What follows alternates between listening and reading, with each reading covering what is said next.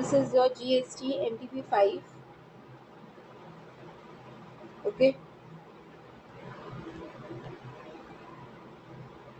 Starting with your case study. Case study 1, question number 1 says determine the service on which company is liable to pay tax under RCM. RCM पे बताना है हमें कि कौन सा company जो है RCM पे लेगी सर्विस. ओके, पढ़ना पड़ेगा. देखते हैं. Future insurance limited is an insurance company. ये खुद इंश्योरेंस कंपनी है, ठीक है, providing life and general insurance services across India. The company has been carrying on its business for the past 3 years with approval of IRDA. Future insurance limited secure its business through various insurance agents. वो बहुत सारे insurance agents हैं उसके पास जिससे वो अपना business चला रही है spread across India. Those agents include individuals. उसमें क्या कौन कौन आ जाते हैं एजेंट्स में? इंडिविजुअल्स भी हैं, फर्म भी है, LLP भी है, प्राइवेट लिमिटेड कंपनी भी है. However, all of them are licensed under Insurance Act. और वो सारे लाइसेंस किसके हैं? उनके पास किसके लाइसेंस है? इंश्योरेंस एक्ट के. Okay. The company avails services of renting of motor vehicles for its employees in Pan India through RR Travels Private Limited. ठीक है, उसने क्या लिया? सर्विसेज ली रेंट करने की मोटर व्हीकल को अपने एम्प्लॉइज के लिए.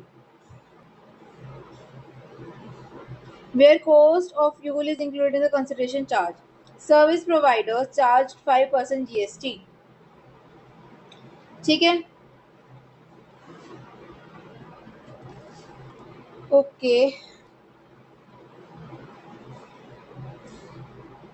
That it is claiming ITC only in respect of the same line of business. Future Insurance Limited provide the following details of insurance business for the month of May. Premium receive हुआ है, premium receive हुआ है, premium receive हुआ है, premium receive हुआ है.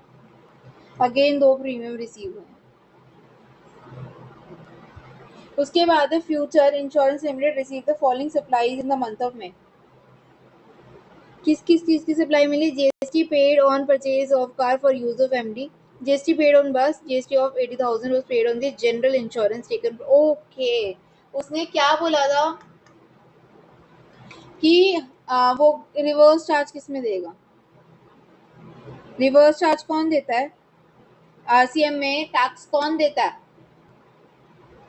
Recipient. Recipient देता है, यानी उसने वो रिसीव करी होगी तभी वो दे रहा है.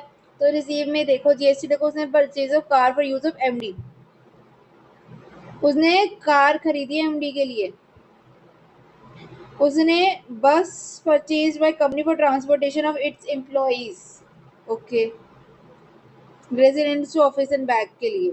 और उसने 80,000 रुपये मतलब उसने किसके लिए दी? General insurance taken from Amity insurance limited for motor vehicles for transportation of person with seating capacity 13 से कम है, including the driver, which are used in the transportation of the staff of the company. Staff के लिए 13 से कम है. उसने general insurance लिया दूसरी कंपनी से. All amounts are exclusive of taxes. Supplies are intrastate unless specified. Aggregate turnover 10 crore से ज्यादा है. अब आपको बताना है क्वेश्चन नंबर 1 कि कौन सी सर्विसेज जो है RCM में. Service avail from the insurance agent. Services जो उसने ली थी आर ट्रैवलर प्राइवेट लिमिटेड से या फिर none of the service are attracted RCM में. दोनों के दोनों. ट्रैवल्स वाली भी. बताओ.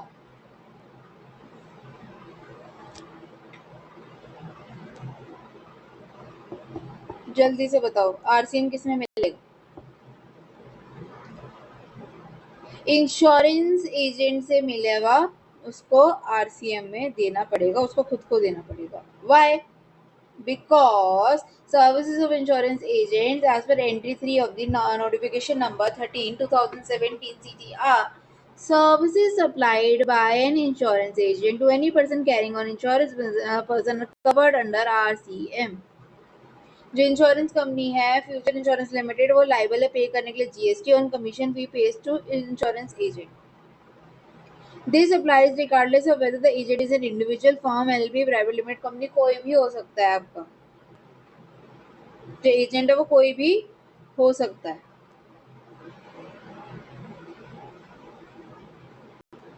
ठीक है. जो इंश्योरेंस कंपनी है फ्यूचर इंश्योरेंस लिमिटेड, वो लाइबल होगी आपको क्या करने के लिए? GST देने के लिए, कमीशन या fee paid to insurance agent. जो उसने इंश्योरेंस एजेंट को वो देगी अपना कमीशन वगैरह, उसमें कौन लाइबल है GST देने के लिए?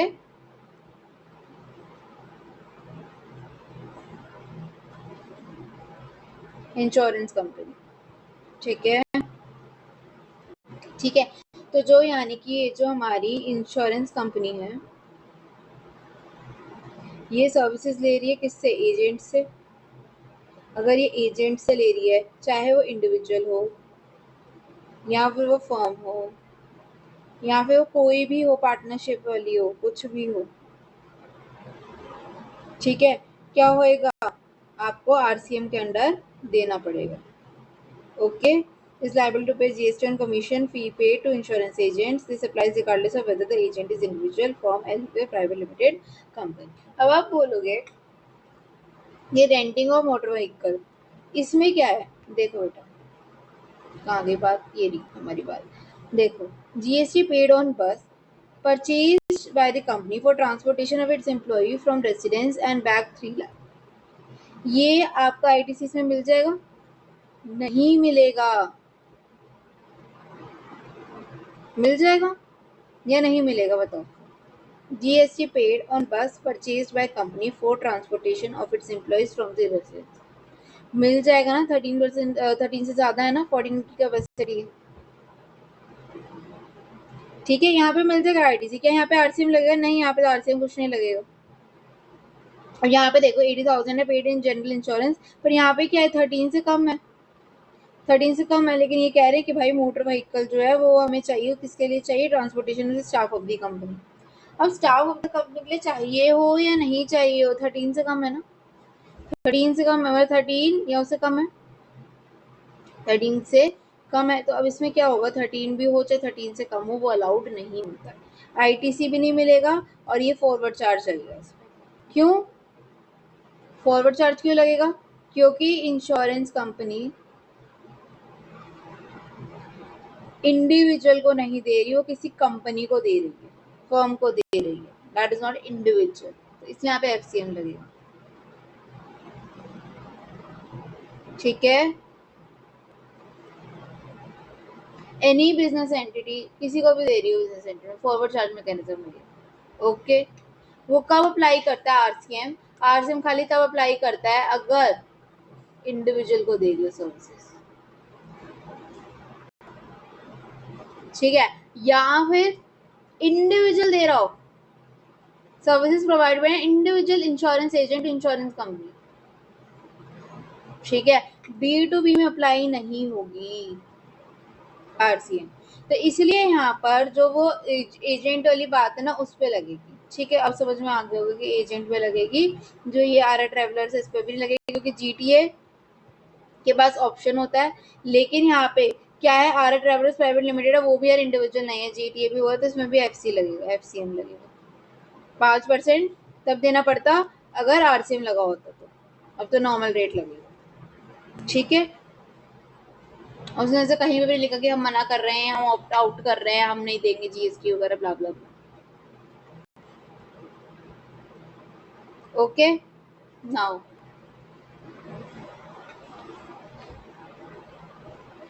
देखो, renting of motor vehicle 5% GST immediately mark RCM नहीं, they forgot that RCM on renting a motor vehicle applies only when the supplier is a non-body corporate, non body होनी चाहिए, मतलब नॉन बॉडी कॉर्पोरेट होना चाहिए, individual होना चाहिए, तब लगता है, या प्रोप्राइटर हो, सोल प्रोप्राइटर हो। सिंस आर जो है वो प्राइवेट लिमिटेड कंपनी है, तो एफसीएम अप्लाई करता। ठीक है, जो आपको जीटीए हो क्या होना चाहिए था? Non body corporate.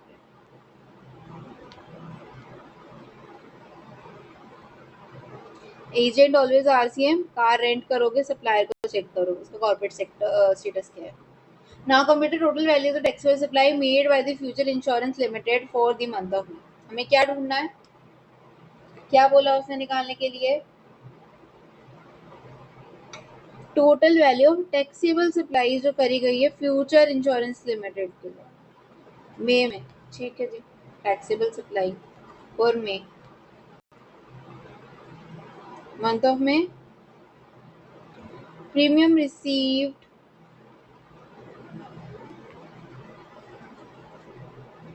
देखो ये 5% की वजह से आप कह सकते हो कि सर्विस जो प्रोवाइड कर रहे हैं 5% GST and inform the company that it is claiming ITC only in respect to the same line of business. इसमें आपको थोड़ा सा गड़बड़ लगेगा। तो इसलिए वहाँ पर क्या है, अगर जीटीए आपका बॉडी कॉर्पोरेट है तो फिर तो भाई भूल ही जाओ, बॉडी कॉर्पोरेट, ठीक है। तो इसलिए फिर तो भूल जाओ, फिर तो उसको एफसीए में लगेगा। नाउ हम क्या बोल रहे थे, क्या निकालना था मैं, हाँ उसकी सप्लाई निकालनी थी फॉर में,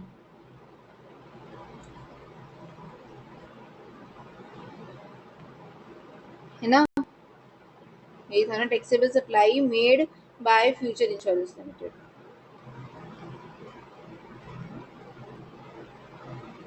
प्रीमियम रिसीव्ड ऑन प्रधानमंत्री जनधन योजना 5 लाख, ठीक है। प्रीमियम रिसीव्ड ऑन आम आदमी बीमा योजना 3 lakhs का। Premium received on life micro insurance product having sum assured 2.50 का और अमाउंट है 4 lakh. Reinsurance group personal accident policy to self employed women 1 lakh.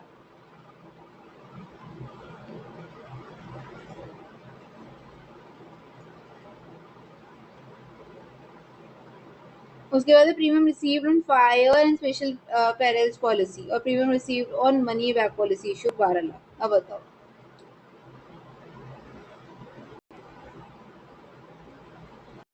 अब हमें बताना है इसमें कौन से एग्जाम्पल कौन से टैक्सेबल है, ठीक है। चलो बताओ मेरे को।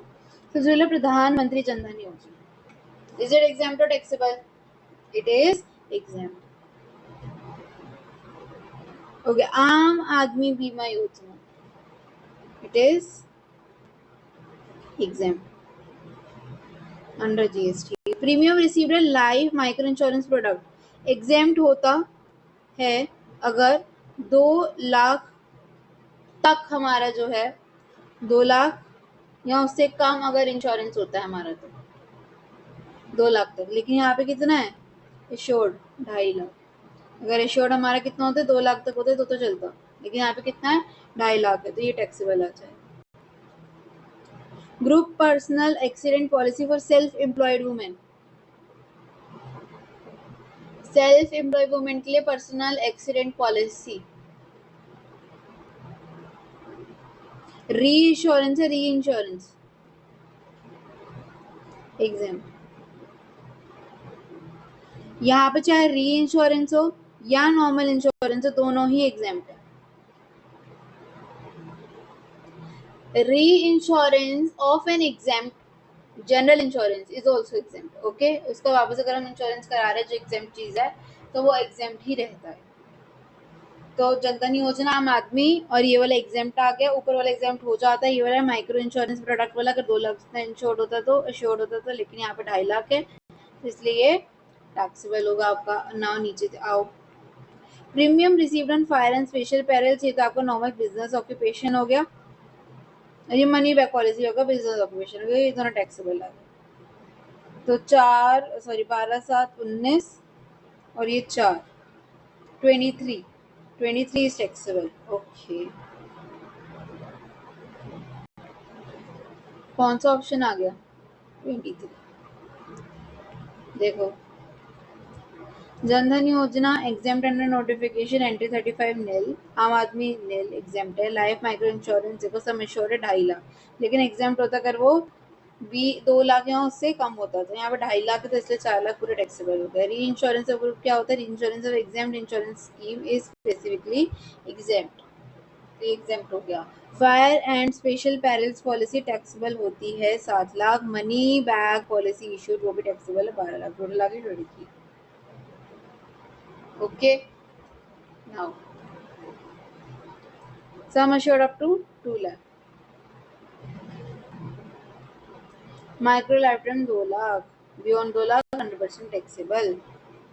determine amount of ITC that can be claimed by future insurance, okay मैंने ऊपर बता दिया था बट स्टिल कितना होगा बताओ। चलो देखो आईटीसी बताओ मुझे कितना मिलेगा इसका। देखो GST paid on purchase of car जो यूज कर रहा है एमडी, ओके, और जीएसटी पेड ऑन बस purchased by a company for transportation of its employee and residents of their office 3 lakh. बताओ मिलेगा इसमें, मिलेगा 14% है 3 लाख का। ऑब्वियसली ये मैं एमडी यूज कर रहा था, ये तो नहीं मिलेगा। ठीक है, बाकी बताओ। मिल जाएगा, यस मिल जाएगा यार। GST of 80,000 was paid on general insurance taken by the MIT for the motor vehicles for the transportation purpose with the seating capacity 13 से कम, including the driver, जो कि transportation of staff of the company के लिए use होगा। बताओ इसको हम करेंगे या नहीं करेंगे? हाँ जी, 3 लाख आएगा, 380 आएगा, बताओ।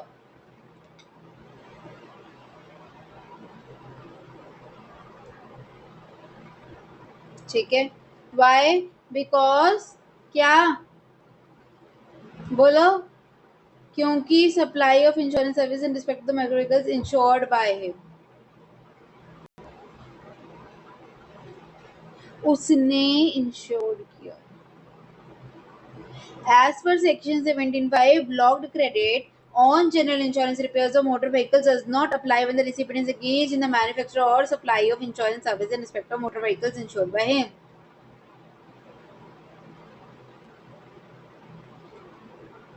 Future Insurance Limited is an insurance company. Insurance received is an input service for its business. अब मेरी बात ना ध्यान से समझो, और इसको एक बार अगर नहीं समझ में आया तो कोई बात नहीं, और मेरी बात ध्यान से सुनो। देखो, एक नॉर्मल कंपनी है हमारी, ठीक है, उसने इंश्योरेंस ली एक व्हीकल का, मोटर व्हीकल का, इंश्योरेंस कंपनी से। इंश्योरेंस कंपनी से क्या लिया है? और ये 13 से ज्यादा है, सीटिंग कैपेसिटी इसके अंदर क्या है? 13 से ज्यादा है। मान लो 13 से ज्यादा है, एक नॉर्मल कंपनी ने लिया है, इंश्योरेंस कंपनी से क्या इंश्योरेंस लिया है 13 से ज्यादा, और ये किस लिए यूज हो रही है? What purpose? किस लिए यूज हो रही थी? ट्रांसपोर्टेशन ऑफ पर्सन्स, ठीक है, यानी कि मान लो एम्प्लॉय स्टाफ, तो ट्रांसपोर्टेशन ऑफ स्टाफ के लिए यूज हो रही है। यहाँ पर आईटीसी अवेलेबल होगा ऑन इंश्योरेंस, बताओ होगा? यस होगा, ठीक है, यहाँ पे हम आईटीसी क्लेम कर सकते हैं, आईटीसी ले सकते हैं। अब यहीं पे अगर क्या होता कि जो कंपनी है, नहीं कंपनी नहीं, अगर ये 13 से कम होता, ये 13 ही होता, तो हम आईटीसी ले पाते क्या? क्या हम आईटीसी ले पाते? नहीं ले पाते, नहीं ले पाते, नहीं ले पाते। नो, इतना समझ में आया? अब सर्कमस्टांसेस चेंज, क्या कि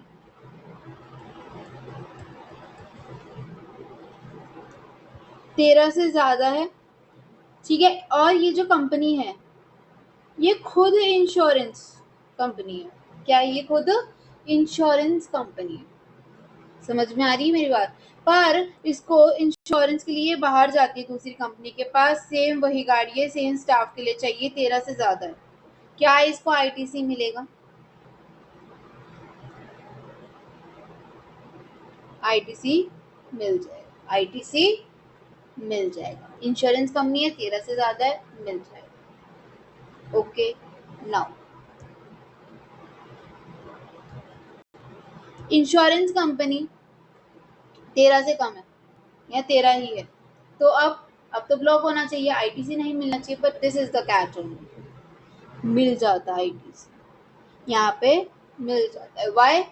because ITC in respect of services available where taxable person is engage in supply of general insurance services in respect of such motor vehicles insured by him।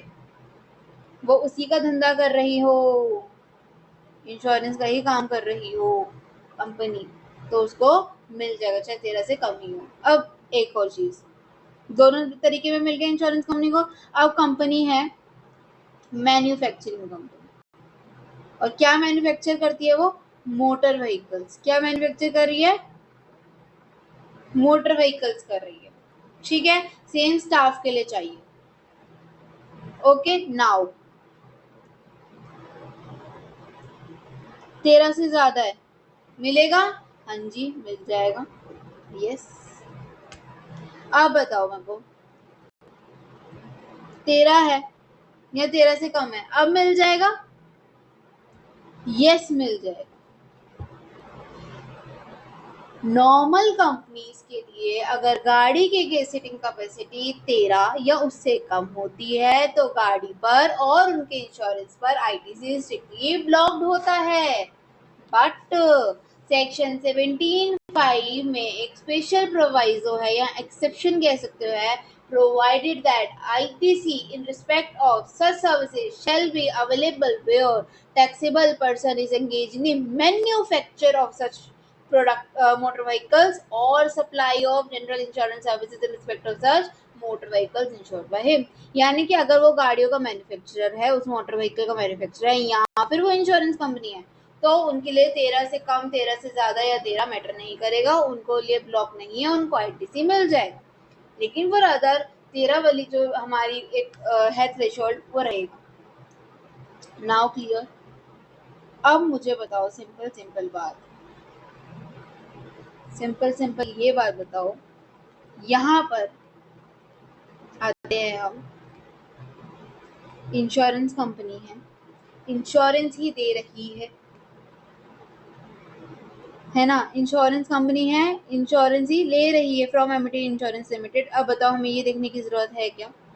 बस ये देखने की जरूरत है मोटर व्हीकल्स पे transportation of a person with seating capacity, और staff के लिए चाहिए। यहाँ पे आईटीसी अवेलेबल होगा, हाँ जी हो जाएगा। और ये 3 लाख वाला तो है, क्योंकि 14% मैनेजिंग डायरेक्टर वाला नहीं होएगा, हमारा 380 आ जाएगा ना। आप पढ़ लो ये, नाउ रीड इट ऑल, अब समझ में आ जाएगा। ठीक है, तो टोटल एलिजिबल आईटीसी क्या हो जाएगा आपके पास? 380। देखो ये भी पढ़ोगे, ये भी आ जाएगा। Insurance company and claim ITC on insurance services received as it forms part of their core business reinsurance. RCM on insurance agent 100% RCM payable by insurance company. Micro insurance exemption मिल जाता है 2 लाख का पर लाइफ, एक्सीडिंग 100% टैक्सेबल रहता है। री insurance rule में बात वही रहती है। ओके, और मोटर व्हीकल आईटीसी का मैंने आपको अभी ढंग से समझाया। Okay, now case study 2, question number 4। After the grant of temporary registration, जब ग्रांट हो जाता है क्या? टेम्पररी रजिस्ट्रेशन ग्रांट होता है, ठीक है, तो क्या होता है? Madurai Impex Limited needs to apply for registration within dash from the date. क्या बोला है? Madurai Impex Limited needs to apply for registration within dash from the date of grant of temporary registration if no extension of period is to be granted for such temporary registration. बता दीजिए। ये तो याद है, मैंने पिछले वाले में भी किया था शायद। बताओ, अगर जब हमें टेम्पररी रजिस्ट्रेशन मिलता है उसके कितने दिनों तक हमें जो है परमानेंट वाला ले लेना चाहिए रजिस्ट्रेशन? 90 डेज, और फर्दर एक्सटेंशन में 90 डेज का ही मिलता है। ठीक है, अकॉर्डिंग टू दी जो भी है हमारे, देखो as per rule 16 CGST where the temporary registration is granted by the proper officer pursuant to any survey, inquiry or inspection, the person to whom such temporary registration has been granted, उसको क्या करनी चाहिए? Application दे देनी चाहिए for registration within period of 90 days। GST REG 1 90 days के अंदर क्या देनी चाहिए? एप्लीकेशन देनी चाहिए अपना date of the grant of such temporary registration और within such extended period not exceeding 90 days. Exceed भी कितना था? 90 डेज का ही होता है, 90 डेज मैक्सिमम होता है। By the appellate authority, the appeal is filed against order of temporary registration. Okay, 90 days. Now the company needs to file its final return by, company को अपनी फाइनल रिटर्न कब तक भरनी पड़ेगी? ये तो हमें पढ़ के देखना पड़ेगा। देखो देखो, अब हमें क्या ढूंढना है कि हमारी फाइनल रिटर्न कौन सी होगी। राइट। फाइनल रिटर्न की डेट क्या होगी, हमें ये पता लगाना है, राइट, कि कब हमारी फाइनल रिटर्न की डेट होगी, फाइनल रिटर्न की डेट। अब मुझे ये बताओ फाइनल रिटर्न कैसे पता चलती है, क्या क्राइटेरिया होता है, what is the criteria of the final return, क्या होता है? हम क्या देखते हैं, later of 3 months from, later of 3 महीने बाद किसके, लेटर ऑफ एक cancellation date, second order of cancellation. Final return क्या होता है कि आखिरी रिटर्न, आपकी आखिरी रिटर्न जो कर रहे हो। तो दो तरीके से होता है, 3 महीने किसके बाद, यहाँ तो कैंसलेशन डेट के, जो आपको जिस दिन आपने कैंसिल कर दिया, और दूसरा जब ऑर्डर आया हो कैंसिल करने का, उन दोनों से जो भी लेटर होता है, जो भी लेटर होता है, उसके 3 मंथ बाद तक आपको फाइनल रिटर्न भरनी होती है। Okay, now we have to find the cancellation date and order of cancellation. Madurai Impex Limited is engaged in supplying sports goods. The company did not offer registration under GST. Proper officer under GST, based on inquiry, finds that the company is liable for registration and he registers the firm on temporary basis on 15th June. Okay, यानी उसको 90 days के अंदर अंदर अब क्या करना पड़ेगा, 19 days लेना पड़ेगा रजिस्ट्रेशन। उसके बाद further in the month of February 2025, the company also generated e-way bill for the interstate transport of goods. However, immediately on generation of e-way bill, the buyer cancelled the order before it was dispatched from the factory of delivery. ठीक है, now in month of March 2025, since the company was incurring heavy losses, it applied for cancellation of GST registration on 15th March. उसने कब apply किया cancellation, cancellation date हम क्या माने,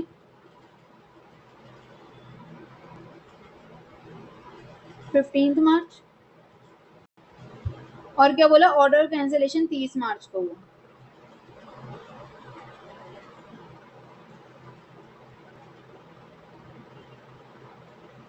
order of cancellation, तो इन दोनों में से लेटर क्या है, ऑब्वियसली 30 मार्च।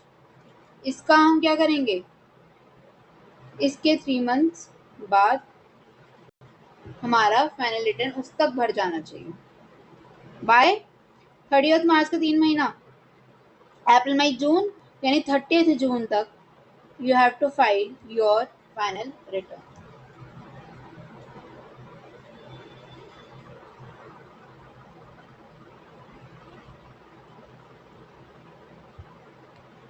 देखो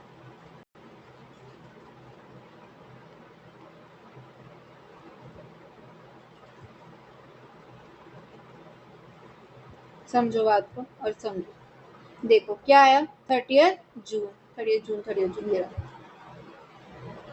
okay, now as per section 45 of CGST Act 2017, read with Rule 81, every registered person who is required to file a return and whose registration has been cancelled shall file a final return from GSTR 10 within 3 months of इन दोनों का later, date of cancellation and date of order of cancellation. जहाँ पे क्या है 15 date of cancellation है, date of order क्या है 30th मार्च, दोनों का लेटर 30th मार्च, 30th मार्च में 30th जून, 3 महीने ऐड कर देंगे, 30th जून तक आपको भर जाना चाहिए आपका final return.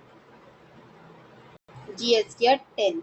Now question number 6, which of the following statement is correct in respect of the e-way bill generated for the goods in the month of February for which ordered was cancel हुआ था ना, order cancel हो गया, तो उसके लिए अभी हमें पढ़ा कि फरवरी के मंथ में क्या होता है, कंपनी ने ई-वे बिल तो जनरेट किया था inter state transport of goods के लिए, लेकिन immediately on generating of the e-way bill जो बायर है उसने क्या किया, कैंसिल कर दिया ऑर्डर को before it was dispatched from the factory for the delivery.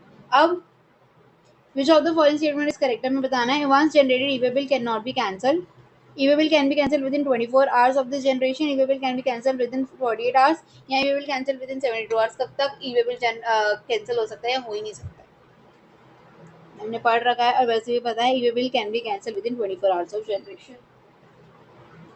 ठीक है, 24 घंटों के अंदर अंदर e-way bill को हम क्या कर देते हैं, कैंसिल कर सकते हैं। Now where an EV bill has been generated under Rule 138 but goods are either not transported, या तो वो ट्रांसपोर्ट नहीं हो पाए या फिर are not transported as per the details furnish in the e-way bill, या फिर उस तरीके से नहीं हुए जिस तरीके से ईवे बिल में लिखा गया था, जो डिटेल्स थी, ईवे बिल जो है वो कैंसिल हो जाएगा electronically on the common portal within 24 hours of generation of the e-way bill. Proviso क्या है, e-way bill can not be cancelled if it has been verified in transit. अगर वो transit में एक बार वेरीफाई कर दिया गया फिर आप उसको कैंसिल नहीं कर सकते। अगर बीच में किसी ने रोक लिया और जो भी अथॉरिटी उसने चेक कर लिया तो आप फिर उसको कैंसिल नहीं कर पाओगे, देन डिलीवर होगा, ईवे बिल चेक हो जाएगा तो कैंसिल नहीं हो सकता।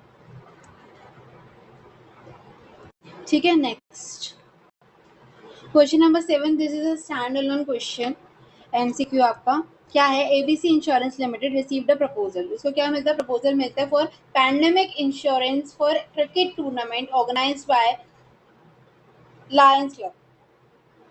सम assured for said insurance was 20 crore with a premium of 5 lakh। Sum assured कितना है, 20 करोड़ का सम assured है, प्रीमियम 5 लाख का। Company issued said policy on 1st July। The invoice of the same was issued on 5th August। Issue कब हुआ invoice, 5th August को। Premium was received on 14th August। Okay, so you have to tell me the time of supply of the service provided to the Lions Club। बताओ। So it's a service, service के लिए हमें बताना है क्या होता है इसमें। देखो अगर होता है कि इनवॉइस अगर आपने टाइम पर इशू किया है, अगर इनवॉइस टाइम पर इशू हुआ है तो हम क्या बोलते हैं, डेट ऑफ इनवॉइस और payment, whichever is earlier.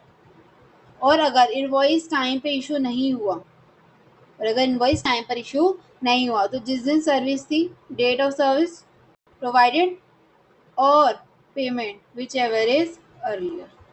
अब हमें यहाँ पे सबसे पहले क्या चेक करना है कि इनवॉइस टाइम पे इशू नहीं हुआ था। अब वो चेक करने के लिए क्या होता है, बेसिकली नॉर्मल 30 डेज देखते हैं कि 30 डेज के अंदर अंदर अगर सर्विस के 30 डेज के अंदर अंदर क्या प्रोवाइड हो गया, आपको इनवॉइस प्रोवाइड हो गया, यानी इनवॉइस जो है वो टाइमली प्रोवाइड हुआ, आपको टाइमली इशू हुआ।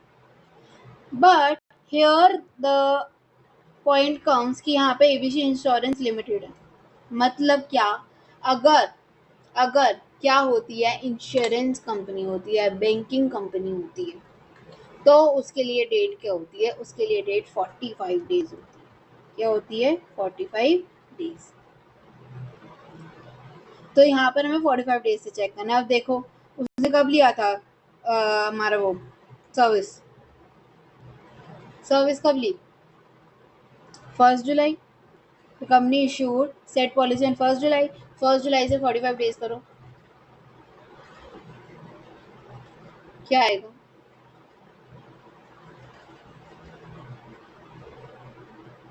30th of this 30th days of July and first को अगर हटा दे तो 30 डेज ऑफ जुलाई एंड बाकी 15 डेज ऑफ अगस्त। तो 15th अगस्त आ रहा है कि यहाँ तक कर देनी चाहिए थी। उसने इशू कब किया है, रिसीव्ड ऑन 14th अगस्त। कब रिसीव हुआ उसको, 14th ऑफ अगस्त में। अगर 14 अगस्त को हो गया मतलब invoice was on time, issued on time. अब टाइम पे हुआ है तो हम देख लेंगे इनवॉइस और payment whichever is earlier. ठीक है, चलो पेमेंट कब हुई है,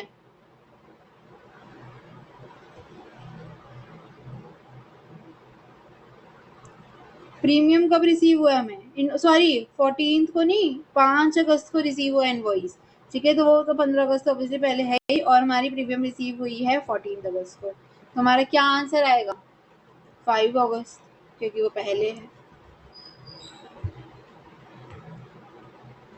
देखो as per section 13(2) of the CGST Act, time of supply of service is date of issue invoice, यहाँ पे by the supplier, और the date of payment which ever is earlier। अगर इनवॉइस जो है वो टाइमली टाइम लिमिट में prescribe कर दिया गया हो, इनवॉइस कर दिया गया हो, इशू कर दिया गया। Date of provision of service, यहाँ पे date of payment whichever is earlier, अगर जो इनवॉइस है वो ढंग से टाइमली इशू नहीं हुआ हो। तो प्रिस्क्राइब टाइम कैसे पता चलता है, as per proviso the rule 47, an insurance banking company can issue invoice within 45 days, लेकिन instead of normal 30 days. Date of provision क्या, 1 जुलाई, 45 डेज करोगे 15th अगस्त आ जाएगा, एक्चुअल डेट है 5 अगस्त, विद इन दी 45 डेज है, जिस टाइम ऑफ सप्लाई कहेंगे earlier of the date of the invoice which is 5th August and date of the payment that is 14th August, तो 5th अगस्त आ जाएगा। Normal 30 days में लगाना, गलत calculation हो जाएगी. Now stand alone. Next last MCQ and second independent MCQ, sorry. Mr. Naresh, a supplier of ready-made garments, issued an invoice to a customer and erroneously charged a high value of. मैंने पिछले video में इतने अच्छे से समझाया है इसके बारे में, क्रेडिट नोट डेबिट नोट वगैरह के बारे में, तो अब तक आई होप आपको ये जो है आ गया हो समझ. अगर आ गया है तो आपको इसका क्वेश्चन 2 मिनट में बता दो. यही समझते हैं कि हाइयर वैल्यू ऑफ 42,000 जो है उसने गलती से चार्ज कर ली है, यानी कि सप्लायर ने गलती से पैसे ज्यादा चार्ज कर लिए रिसिपिएंट से. तो हम रिसिपिएंट का देखते हैं, नहीं रिसिपिएंट के पास पैसे आने वाले हैं क्योंकि उसने ज्यादा पैसे दे दिए. अगर ज्यादा पैसे दे दिए तो फिर यानी क्या उसके पास क्रेडिट होगा. तो हम क्या इशू करते हैं, हम क्रेडिट नोट इशू करते हैं. ओके, सो क्रेडिट नोट. फाइन. नाउ देखो, where tax invoice has been issued for supply of any goods or service and taxable value or tax charge in the tax invoice is found exceed कि ज़्यादा charge कर लिया है tax value and tax payable in respect of such supply, the registered person who has supplied such goods or services may issue the recipient credit note containing prescribed particulars. ठीक है. Now charge law, increase tax, issue debit note. Okay.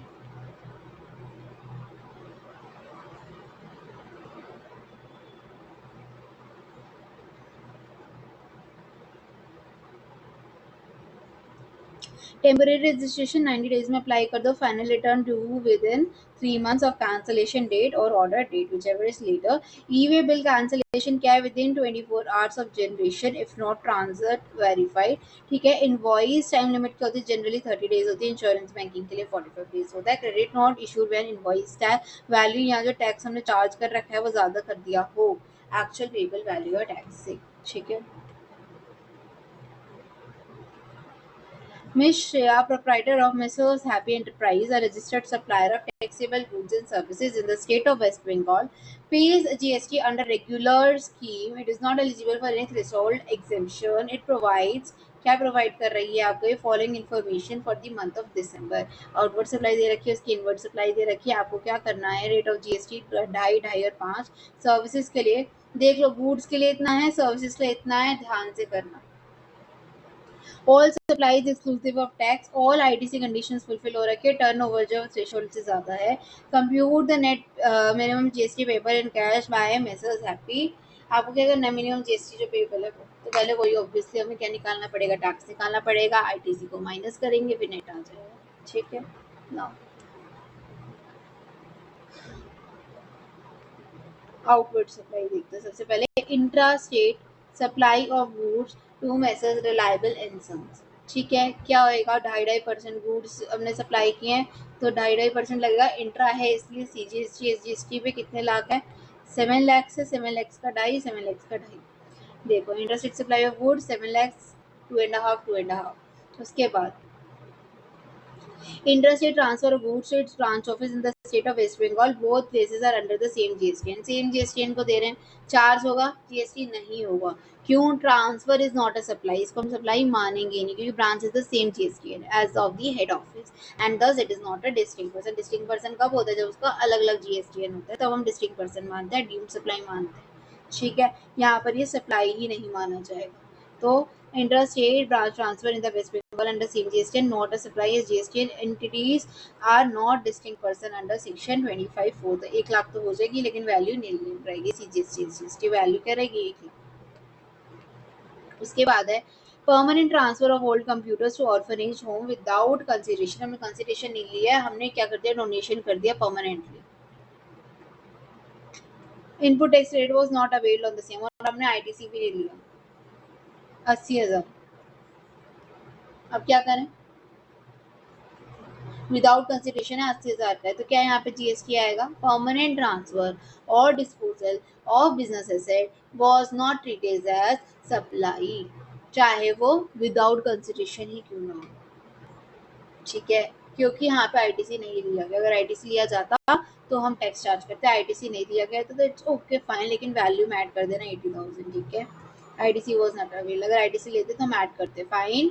उसके बाद क्या है? Advance receipt for future supply of management consultancy से. Oh my God, service की हमने service का लिए एडवांस, तो क्या ले सकते हैं? हाँ ले सकते हैं, लेकिन अगर गुड्स का होता तो हम मना कर देते. In case of supply of service taxes payable at the time of receipt of advance amount too. लेकिन गुड्स में नहीं लेते. गुड्स में हम टैक्स चार्ज नहीं करते हैं, सर्विसेज में मान लेते हैं. कौन सा है? ये भी हमारा इंट्रा ही है, तो ये भी CGST SGST में जाएगा. देखो टैक्सेबल द रिसीव्ड 32 एट 9%, 9% क्योंकि सर्विस. ध्यान रखना सर्विसेज, ठीक है, बहुत ध्यान रखना सर्विसेज. तो ये हम कर देंगे 40,000, 9%, 9%. तो हमारा आ गया आउटवर्ड सप्लाई. अब हम इनवर्ट की बात करते हैं, ठीक है. इनवर्ट में क्या दे रखा है? Purchase of taxable goods from registered supplier. Registered supplier से लिया है. बताओ, अगर रजिस्टर्ड सप्लायर से हमने लिया है, परचेज किया है, कितने का? 8 लाख का, तो हो जाएगा 2.5 लाख. 2.5 लाख आईटी से तो goods used in the course of furtherance of business वो तो अवेलेबल होता है. तो फिर purchase of taxable goods 2.5%, 2.5%, 8 lakh का.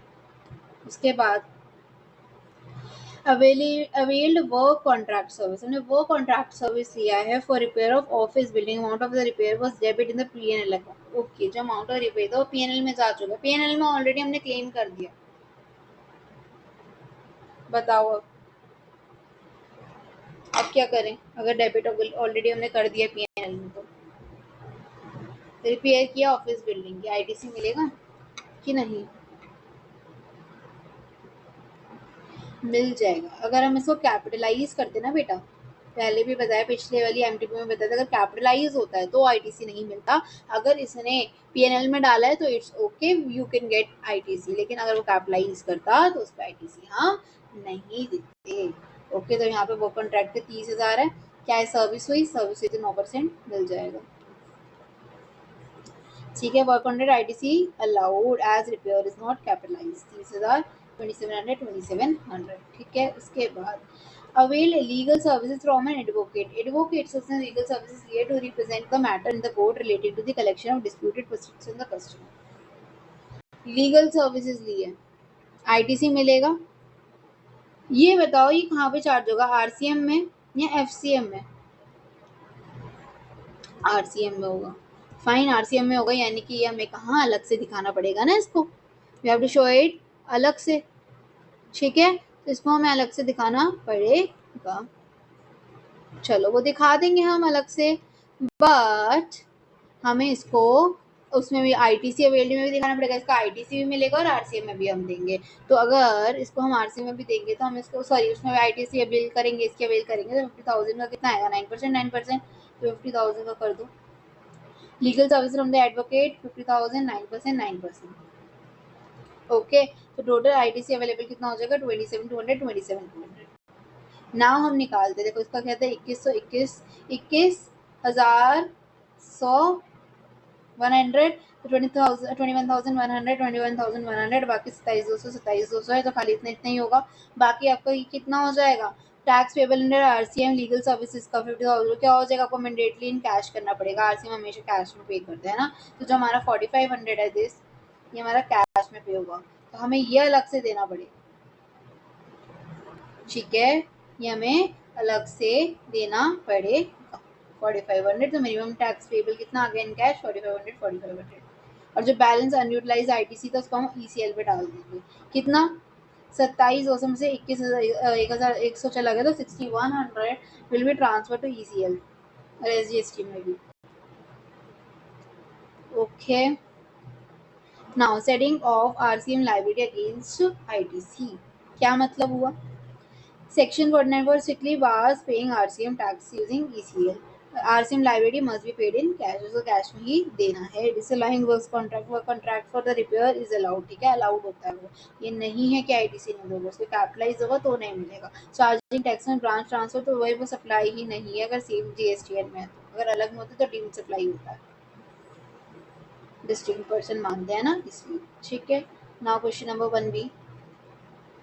Compute ITC. हमें आईटीसी कंप्यूट करना that can be claimed by Renuka Sales in it register 3B for the month of January to be filed by the 20th February assuming that GST of 10 lakh is otherwise eligible for ITC. उसने क्या बोला? क्या बोला उसने, क्या बोला? Assuming that GST of 10 lakh is otherwise eligible for ITC. Make suitable assumptions wherever necessary. थोड़ा सा डिफरेंट हटके क्वेश्चन है इजी, पर थोड़ा सा अलग है कि हो सकता है क्वेश्चन समझ में ना आए, तो इसलिए मैं स्टार मार्क कर रही हूँ कि एक बार ही रीडिंग ले लेना इसकी, ठीक है? पढ़ो। Renuka Sales a registered supplier receives 100 invoice. उसको कितने इनवॉइस मिले? 100 इनवॉइस मिले for inward supply of goods and services, ठीक है? इन्हें उसने परचेज किया इन्वॉल्विंग जीएसटी ऑफ 10 lakhs। इसमें जीएसटी कितना था? 10 लाख का। From various suppliers during the month of January, out of 100 invoice, जो खाली 80 इनवॉइसेस की जीएसटी है 6 लाख की, have been furnished by the supplier. खाली 80 इनवॉइस का ही सामान भरा है, मतलब उसमें डाला होगा जीएसटी वन में खाली 80 इनवॉइस का, 20 इनवॉइस का भी रहता है, अभी तक नहीं दिया उसका, ठीक है? GST one filed on the prescribed due date therefore and such details have also been duly communicated to the recipient of such invoices। To be में भी शो हो गया। अब क्या करें? अब उसने हमसे क्या बोला है कि 3B के अकॉर्डिंग बताओ कि कितना क्लेम कर सकते हैं। 18 इनवॉइस है, amount of ITC involve in the invoice कितना है? 6 लाख। और अवेल कितना हो सकता है? देखो 6 लाख इनवॉइस में है और 6 लाख हम उसमें डाल सकते हैं, आईटीसी क्लेम कर सकते हैं, यस कर सकते हैं। जो 20 इनवॉइसेज जो फर्निश नहीं हुए कितने हैं? 4 लाख बचे ऑब्वियसली 10 लाख में से। क्या 4 लाख को हम अवेल कर सकते हैं? नहीं कर सकते, ठीक है? बहुत इजी है, कॉन्सेप्ट हमें पता है, बस हमें नहीं पता प्रेजेंट कैसे करना है, ठीक है? देख प्रेजेंटेशन इसकी ध्यान से देख।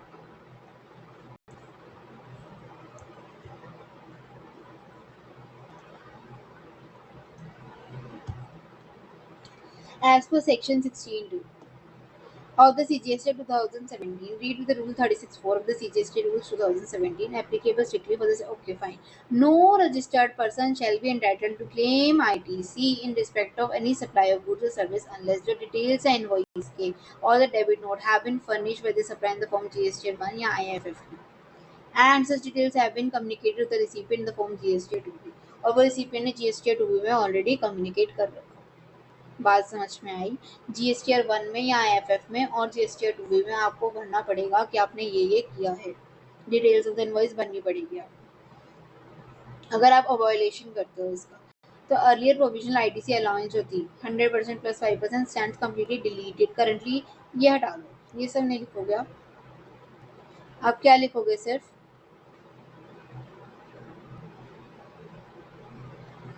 क्या लिखोगे? ये लिखोगे कि no registered person shall be entitled to claim ITC in respect of the supply good service under जो डिटेल्स एंड इनवॉइस के वो आपने फर्निश किया जीएसटी 1 में, और जो डिटेल्स हैं वो जीएसटी 2 में कम्युनिकेट करोगे। और currently 100% matching the form GST 2B is mandatory, पूरा मैंडेटरी है, 2B से मैच करना चाहिए। ITC available for the invoices not reflected in GST, ठीक है? कोई भी प्रोविजनल आईटीसी नहीं अवेलेबल अगर वो जीएसटी 2B में नहीं दिखा रहा है। अगर जीएसटी 1 में है आप 100% आईटीसी अवेल कर लो। देखो 18 invoice 6 lakh include 6 lakh eligible, 20 invoice 4 lakh थे, 4 लाख नीला आ जाएगा, ठीक है? और आपको क्या लिखना है मैं लिखवा रही हूँ, लिखो, या फिर सुनना है तो सुन लो, लेकिन अगर लिखोगे तो बहुत अच्छी बात है। साथ साथ में बेटा मेरी वीडियो रोक के पहले खुद सॉल्व करने की कोशिश किया कर। Written practice is very much important. 100% ITC can be availed on invoices furnished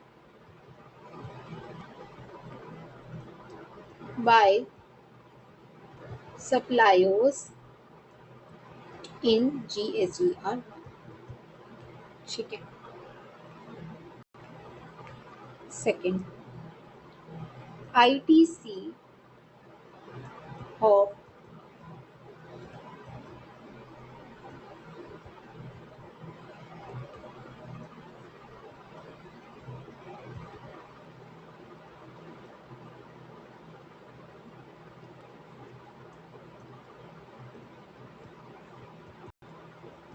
is available to registered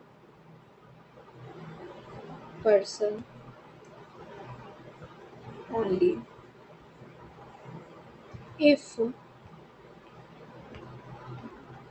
details of invoice or debit note in respect of said supply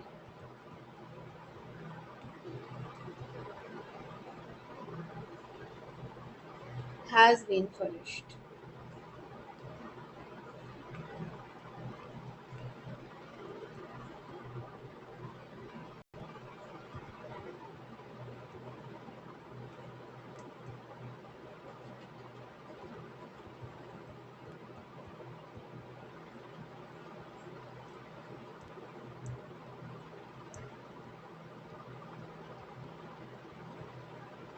And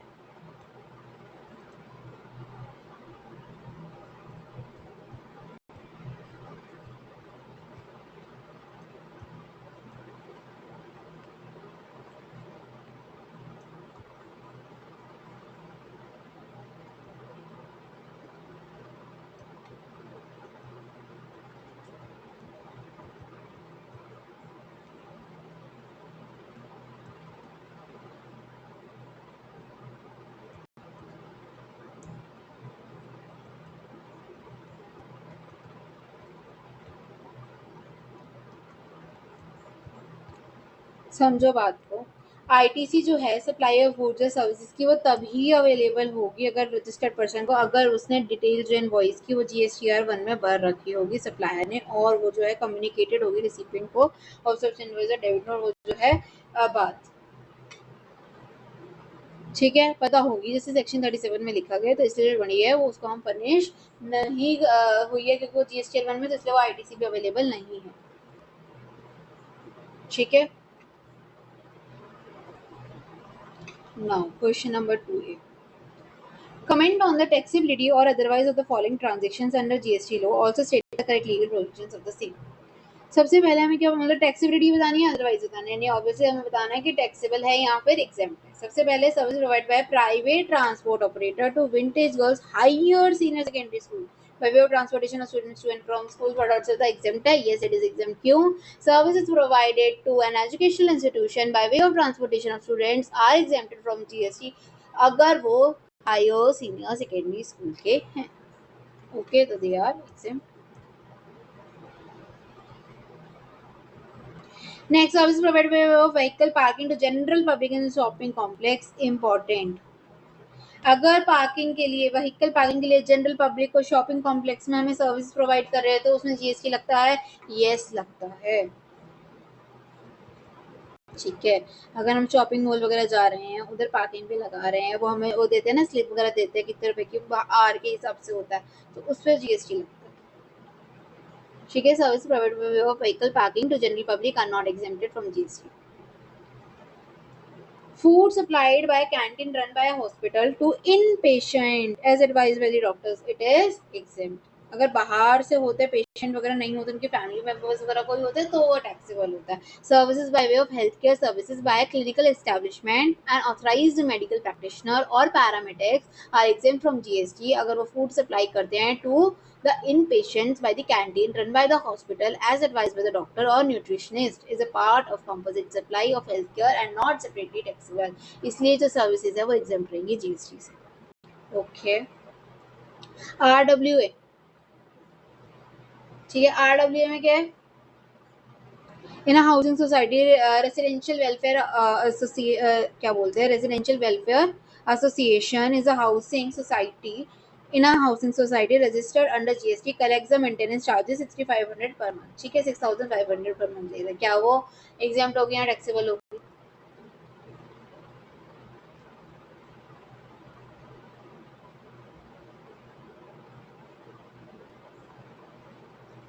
इसका एक है कि ये 7500, क्या 7500 से अगर कम तो है, कम का है तो ये एग्जाम्प्ट है। क्या ये कम का है? हाँ 6500 है, कम का है तो एग्जाम्प्ट है। क्या बोलेंगे? Supply of services by RWA to its own members by way of reimbursement of charges या फिर share of contribution up to an amount of 7500 per month, तो वो हमारी एग्जाम्प्ट हो जाती है पर मंथ पर मेंबर गुड्स या सर्विसेज के लिए for the common use of its members in housing society. लेकिन अगर वो 7500 से ज्यादा है तो फिर वो टैक्सेबल हो। ठीक है,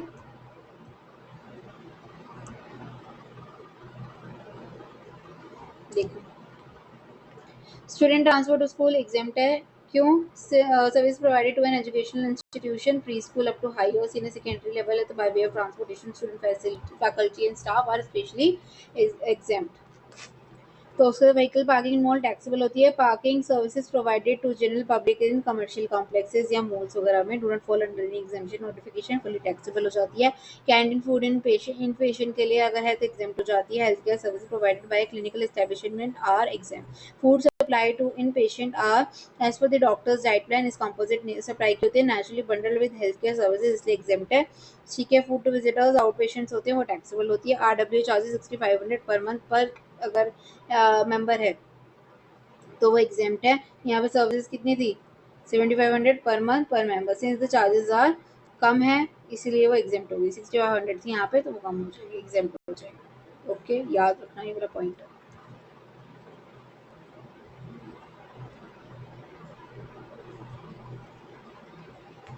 now question number 2B, state the person liable to pay GST in the following independent cases, कि वो GST लाइबल है पे करने के लिए या नहीं है। ठीक है, सबसे पहले legal VJs received by Abhishek and advocate from messrs Navya trading company engage in making taxable supplies and located in Maharashtra having turnover 50 lakh in preceding financial year. तो हमें पता है, क्या पता है हमें? ये पता है कि अगर हम एडवोकेट मतलब जो एडवोकेट है या फॉर्म ऑफ एडवोकेट है या सीनियर एडवोकेट है, कोई वैसे इंडिविजुअल एडवोकेट भी है, अगर वो कोई सर्विस दे रहा है तो फिर वो कहाँ पे जाती है? हमारी RCM में जाती है। हमें पता है RCM में जाती है, यानी ऑब्वियसली क्या है? टैक्सेबल है। पर्सन लाइबल कौन है GST देने के लिए? Recipient of service. यहाँ पर कौन है रिसिपिएंट? नव्या ट्रेडिंग कंपनी। ठीक है, नेक्स्ट है Padam Srivastava, an independent director appointed in accordance to the provisions of the companies act 2013 of 1/4 private limited has received sitting fee amount 1 lakh. Sitting fee मिली है from 1/4 for attending the board meeting. अब यहाँ पे एक ना वो आ जाता है 194J, पता है इनकम टैक्स का, जिसमें प्रोफेशनल फीस TDS काटते हैं प्रोफेशनल फीस की। और 192 में क्या होता है? हम सैलरी की काटते हैं। ठीक है, किसकी काटते हैं? सैलरीज जो होती हैं उनके हम TDS काटते हैं। अगर जो डायरेक्टर की रेम्यूनरेशन है वो सैलरी की तरह हुई तो हम उसको 192 में काटेंगे। अगर हमने उसमें काटा तो ये टैक्सेबल नहीं होती। Being consideration for service by an employ to the employer, वो टैक्सेबल नहीं होगी। लेकिन अगर वही एम्प्लॉय की डायरेक्टर की रेम्यूनरेशन जो है, एम्प्लॉय डायरेक्टर रेम्यूनरेशन जो होती है वो सेपरेटली दे रखे हैं अदर देन सैलरी है, 194J में हम उसका TDS काट रहे हैं, तो फिर उसमें क्या होता है? वो हम कंसिडरेशन लेते हैं एज अ प्रोफेशनल और टेक्निकल सर्विस की तरह, और फिर हम उसको कंसिडरेशन लेते हैं फॉर प्रोवाइडिंग सर्विसेज जो कि स्कोप और शेड्यूल 3 के बाहर है, जिसमें सैलरी नहीं आती और वो टैक्सेबल हो जाती है। तो यहाँ पर the recipient of the set service that is the company is liable to discharge the applicable GST और it on reverse charge basis. तो यहाँ पर जो है फिर क्या होता है? वहाँ पर वो RCM बेसिस पे होता है, मतलब जो डायरेक्टर का GST है वो कंपनी ही देती है RCM बेसिस पर। ठीक है, अब यहाँ पर 1 लाख सिटिंग फीस है, पदम श्रीवास्तव को मिली है जो इंडिपेंडेंट डायरेक्टर है, डिक्लेयर सेपरेटली, है ना? क्या बोला उसने? अटेंडिंग बोर्ड मीटिंग के लिए, यही बोला है, बोर्ड मीटिंग को अटेंड करने के लिए।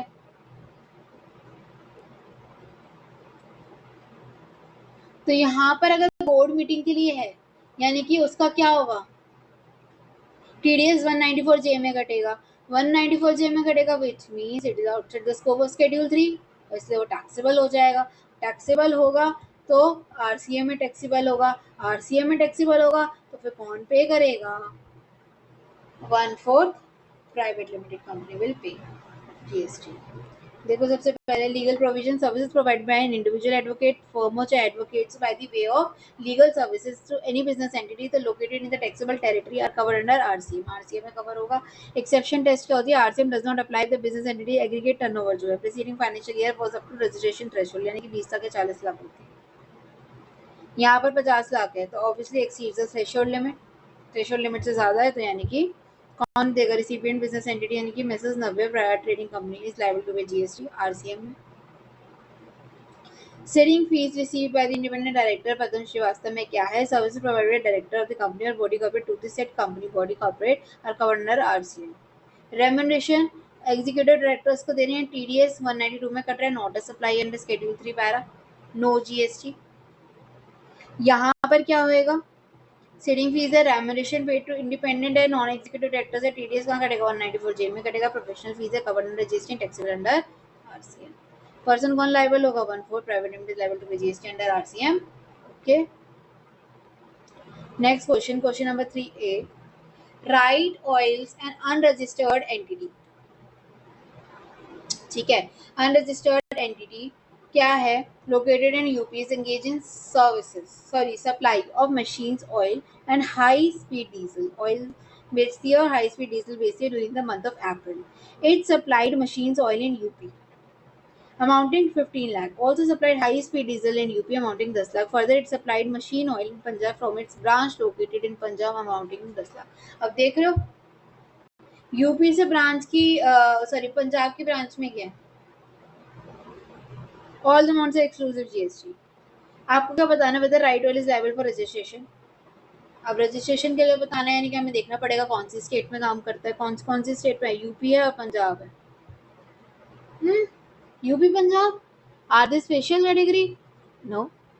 Supplier is liable to registered in the state or UT from where he makes a taxable supply of goods or service. अगर उसका एग्रीगेट टर्नओवर थ्रेशोल्ड लिमिट से ज्यादा हो गया तो देन उसको क्या करना है? जीएसटी में रजिस्टर करना पड़ेगा। थ्रेशोल्ड लिमिट कितनी है भाई? स्पेशल कैटेगरी स्टेट क्या थी? MNMT MNMT मिजोरम त्रिपुरा मणिपुर नागालैंड कितनी थी? 10 लाख थी। और 20 लाख किसके लिए थी? अरुणाचल प्रदेश मेघालय पुडुचेरी सिक्किम उत्तराखंड तेलंगाना। बाकी 40 लाख फिर रेस्ट ऑफ द इंडिया। लेकिन किसके लिए नहीं? जो सप्लाई कर रहा है कहाँ पर? Ice cream other edible ice whether not containing cocoa pan masala tobacco and tobacco items manufactured tobacco substitutes fly ash bricks fly ash aggregates wick of fossil meals और क्या था फ्लाई एश ब्लॉक्स और similar siliceous earth building bricks earthen और roofing tiles. ये सब था 40 के लिए। ये 40 में एक्सेप्शन दे रखी थी राइट है ना? यही था। और क्या था? अगर वो एक्सक्लूसिव टैक्सेबल सप्लाई कर रहा है सर्विस की या supply of both goods and service कर रहा है कहाँ पर? MNMT में 10 लाख की या फिर रेस्ट ऑफ द इंडिया 20 फिर वो हो जाता है।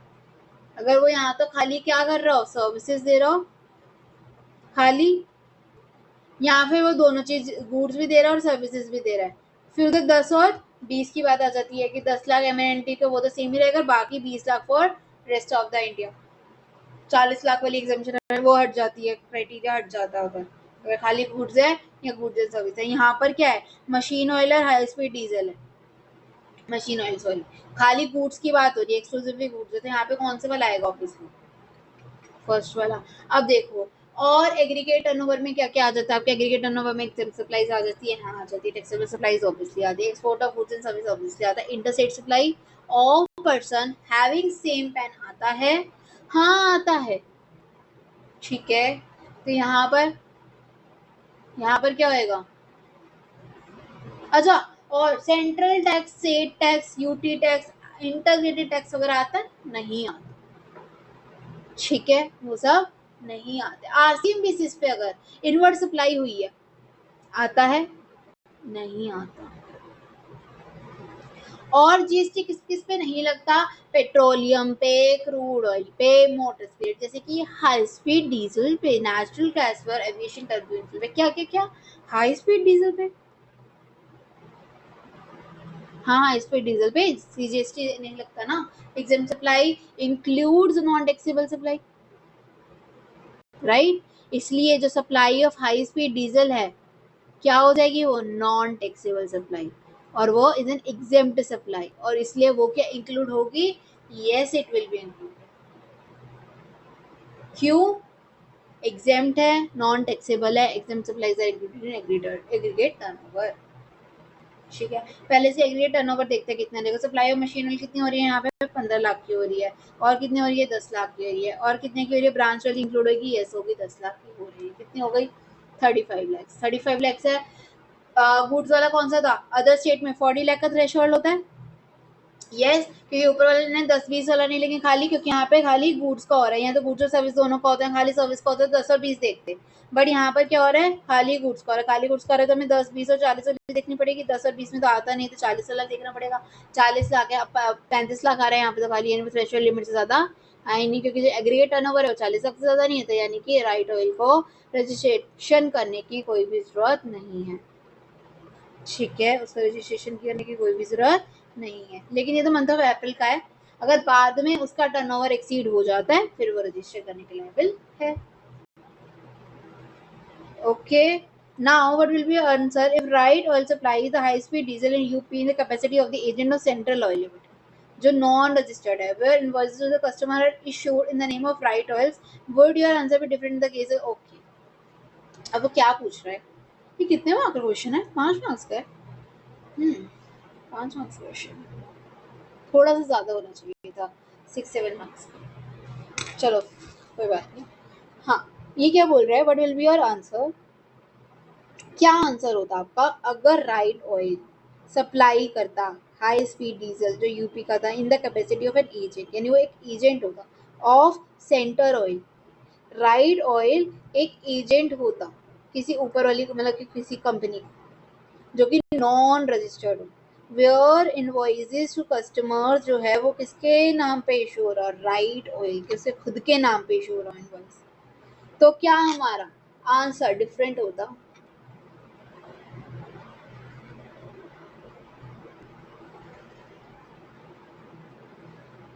प्रोविजन या सेक्शन 24 क्या कहता है, an agent who is engaged in making taxable supplying of goods, taxable की बात हो रही है अभी, ठीक है, taxable supplying of goods on behalf of other taxable person, दूसरे टैक्सेबल पर्सन के लिए अगर हम कोई टैक्सेबल गुड्स को बेच रहे हैं एजेंट के रूप में, shall be liable to obtain registration irrespective of the threshold turnover limit. हमें नहीं पता थ्रेशोल्ड क्या है, आपको रजिस्ट्रेशन लेना पड़ेगा. यहाँ पे क्या है, right oil supply high speed diesel on the behalf of centre oil as its agent, जहाँ पे इनवॉइसेस जो है कस्टमर को कौन नाम में दे रहा है, राइट ऑयल के नाम पे दे रहा है, तो फिर वो फिर भी लायबल नहीं होगा. क्यों, एजेंट जो है वो अदर कैपेसिटी क्या होनी चाहिए, टैक्सेबल सप्लाई ऑफ गुड्स को देना चाहिए, टैक्सेबल पर्पस के लिए देना, पर्सन के लिए देना चाहिए, ना ही ये पर्सन जो है टैक्सेबल है, ना ही ये गुड टैक्सेबल है, ना ये पर्सन रजिस्टर्ड है, ना ये हाई स्पीड डीजल टैक्सेबल है, दोनों में से कुछ भी नहीं है. तो इसलिए यहाँ पर भी इसको रजिस्ट्रेशन लेने की कोई जरूरत नहीं है, दोनों में नहीं. देखो इसका आंसर अब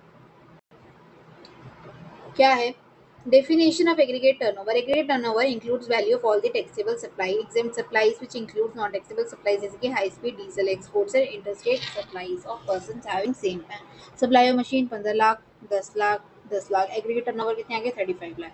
35 लाख आ गए, मतलब कि क्या, as section 24 CGST act, any person making interstate taxable supply of goods is compulsorily required to obtain registration and GST respective of the quantum of aggregate turnover. We know that, yes we know that. राइडल supply machine, एक second, ये मेरा बेटा गलत है answer. क्यों, क्योंकि इसने क्या लिखा है, कंपल्सरी रजिस्ट्रेशन होगा क्योंकि उसने पंजाब ब्रांच को दिया टू यूपी ब्रांच. यहाँ पे देखो क्वेश्चन ने स्पेसिफिकली बेटा मेंशन किया था क्या कि it's supplied machine oil in Punjab from its branch located in Punjab, Punjab से ही पंजाब में गया है, ठीक है, पंजाब से ही पंजाब में गया. अगर दूसरे स्टेट में जाते तो वो इंटर स्टेट हो जाता, अगर यूपी से जा रहा होता तो इंटर स्टेट हो जाता, इंटर स्टेट हो जाता तो फिर तो कंपल्सरी कराना पड़ता, उसी ने वही लिख दिया, ठीक है, वही लिखा हुआ है. तो यहाँ पर ये थोड़ा सा मॉडिफाई करना पड़ेगा आपको, क्वेश्चन को, मतलब आंसर को। मैं इसका आंसर करेक्टली बताती हूँ आपको क्या होगा, देखो। ओके, सो फिर दिस, देखो आप ऐसे लिखोगे, a supplier is liable to be registered in the state और यूटी, ठीक है, from where he makes a taxable supply of goods and or services if his aggregate turnover in a financial year exceeds the threshold limit। अगर उसकी threshold limit से ज़्यादा हो जाता है तो threshold limit क्या होती है? person making exclusive intrastate taxable supplies for goods is as under क्या 10 लाख। अगर एक्सक्लूसिव गुड्स कर रहा है तो क्या होता है 10 lakh for special category states of Mizoram, Tripura, Manipur and Nagaland. और क्या होता है 20 लाख अगर वो स्टेट्स किसके है? अरुणाचल प्रदेश, मेघालय, पुडुचेरी, सिक्किम, तेलंगाना एंड उत्तराखंड। उसके बाद 40 lakh rest of the India except the persons engaged in making the supplies of ice cream or the edible ice with the, or not containing cocoa, pan masala and tobacco and manufactured tobacco substitutes, fly ash bricks, ठीक है, fly ash aggregates, fly ash blocks, bricks of fossil meals और similar siliceous earths, building bricks, earthen or roofing tiles. The threshold limit for a person making exclusive taxable supply or services or making for both goods and services, उसकी क्या होती है? अगर खाली supply service दे रहा है या फिर सर्विस और गुड्स दोनों दे रहा है तो फिर क्या होता है 10 लाख स्पेशल कैटेगरी स्टेट्स के लिए, एमटीएमएन के लिए, और 20 लाख बाकी सबके लिए। एग्रीगेट टर्नओवर में क्या क्या आ जाता है? Taxable supplies, exempt supplies, exports of the goods and services and all interstate supplies of the persons having the same pan. ठीक है, अब देखो एग्रीगेट टर्नओवर हम कैसे कंप्यूट करेंगे इसके फर्दर। एग्रीगेट टर्नओवर में क्या एक्सक्लूड हो जाता है आपका? Central tax, state tax, union territory tax, integrated taxes, more over the value of inward supplies on which taxes payable under reverse charges not taken into account for calculation of aggregate turnover. ठीक है, CGST में not available on 5 petroleum products, इसमें crude में, motor spirit में, high speed diesel, natural gas and aviation turbine fuel. लेकिन exam supplies जो है non taxable supplies include करती है। Exam supplies includes non taxable supplies, तो इसलिए जो सप्लाई होगी हाई स्पीड डीजल की यूपी के अंदर वो भी नॉन टैक्सेबल होगी और वो एग्जेम्प्ट होंगी, यानी कि इंक्लूडेबल होगी। While computing the aggregate turnover in the backdrop of the above mentioned discussion, the aggregate turnover of the right oils for the month of April is computed कैसे? देखो, supply of machine oils 15 lakh, supply of high speed UP का जो था high speed diesel 10 lakh, और बाकी जो Punjab to Punjab गई है वो कितनी गई? 10 लाख, तो टोटल कितनी आ गई? 35 लाख। तो right oil is making exclusive supply of goods, तो इसलिए उसको 40 लाख का थ्रेशोल्ड मिलेगा। अब since the aggregate turnover does not exceed 40 lakh, तो इसलिए उसको कोई भी जरूरत नहीं है रजिस्टर कराने की अप्रैल में। लेकिन अगर वो रिमेनिंग मंथ्स में फाइनेंशियल ईयर में टर्नओवर एक्सीड कर जाता है तो वो लाइबल हो जाएगी रजिस्ट्रेशन के लिए। ओके, नाउ बी पार्ट देखो इसका, look at the B part now. This is your B part. जब वो बोल रहा था कि अगर वो एजेंट होती तो फिर क्या होता? अगर एजेंट होता तो इनके side also make the supply in the capacity of agent of the centre और लिमिटेड। तो section 24 of the CGST act 2017 provides that an agent who is engaged in making taxable supplying of goods on behalf of other taxable person, तो वो liable हो जाएगा registration के लिए respective of the threshold turnover limit. लेकिन उसको क्या होना चाहिए? क्या होना चाहिए? टैक्सेबल सप्लाई के लिए होना चाहिए, ठीक है, और टैक्सेबल पर्सन के लिए होना चाहिए। दोनों में से कुछ भी नहीं है बेटा यहाँ पे, ठीक है। यहाँ पे in the present case if the right will supply high speed diesel on behalf of the centre oil limited in UP as its agent where invoice to the customers are issued in the name of right oil, it shall be still not be liable to obtain the registration in UP. क्यों? क्योंकि play only when section 24 तभी आता है जब agent और in other capacities making taxable supplies of the goods on behalf of the taxable person principal, where as in the given case right oil जो है non taxable goods कर रहा है सेंटर ऑयल के लिमिटेड के लिए, और जो कि नॉन रजिस्टर्ड है। तो इसलिए in the case if the centre oil limited is registered entity then also the answer would be remain unchanged as attraction of section 24 क्या है? Requires that there should be taxable supply by the agent and here right oil is supplying non-taxable goods on behalf of the Center Oil Limited. Fine, इसलिए मैं बोल रही थी कि ये 5 marks का कम दे रखा है, मतलब 6-7 नंबर का तो एटलीस्ट होना चाहिए था इसमें, जस्ट बिकॉज ऑफ दिस। इसके प्रोविजंस बहुत ज़्यादा अच्छे से एक्सप्लेन करने में बहुत टाइम लग जाता है, लिखने में, याद करने में, ठीक है। नाउ चलो क्वेश्चन नंबर 3 बी पे आओ फटाफट से, बहुत टाइम खा लिया इसने क्वेश्चन में। देखो, determine whether the suppliers in the following cases are eligible for compulsion levy under section 10(1) and 10(2) of the CGST Act, provided that their turnover in the preceding does not exceed 1.5 crore। उनका 1.5 करोड़ से ज्यादा नहीं है, लेकिन फिर भी आपको बताने की कॉम्पोजिशन लेवी में वैलिड है या नहीं है, ठीक है। Okay, Sham Enterprises engage only in trading of pan masala in Rajasthan and is acquired in the same state with a pan masala. Supplier engage in the manufacture of notified goods. अगर वो manufacture कर रहा है notified goods की, है ना, during the preceding financial year, that is not eligible for composition scheme under section 10(1), 10(2). Ice cream, other edible ice, whether or not cocoa containing cocoa, pan masala, tobacco and manufactured tobacco substitutes, aerated waters, fly ash bricks, fly ash aggregate, fly ash blocks, bricks of fossil meals or similar siliceous earth, building bricks, earthen or roofing tiles are notified under this category. अब यहाँ पर क्या है, trading of पान मसाला and not manufacture. 1.5 crore से ज्यादा रही है, क्या वो एलिजिबल है? Yes, he is eligible. Okay. Now next is a registered office in Punjab. उसका registered office पंजाब में है, Haryana, and sells goods manufactured by it in the neighboring state.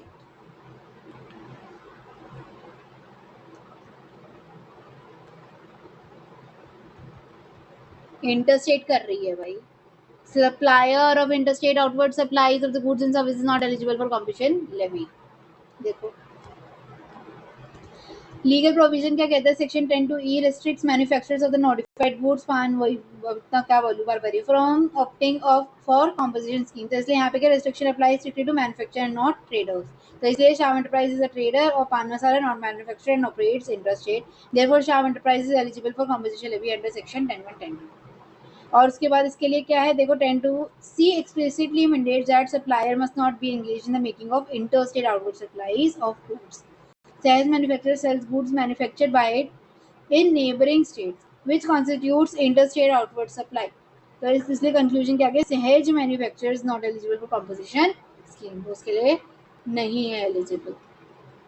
Fine. Now an unregistered person, Mr. Papan from Faridabad travels by Air India flight from Pune to Delhi. ठीक है, पुणे से कहाँ गया, दिल्ली में गया, महाराष्ट्र से दिल्ली गया, and gets travel insurance done in Pune. और उसने हमने ट्रैवल इंश्योरेंस कहाँ कराया, पुणे में कराया. और वो कहाँ गया, from Faridabad travels air India में गया है पुणे टू दिल्ली. चलो एयर इंडिया का तो क्या ही करना है, ठीक है. What is the place of supply of insurance service. Insurance service कहाँ का, ट्रैवल इंश्योरेंस कराया पुणे के अंदर.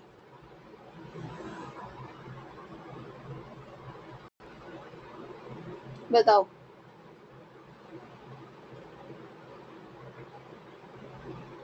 रजिस्टर्ड पर्सन है कि नहीं, पहले मेरे को बता दो. अनरजिस्टर्ड है,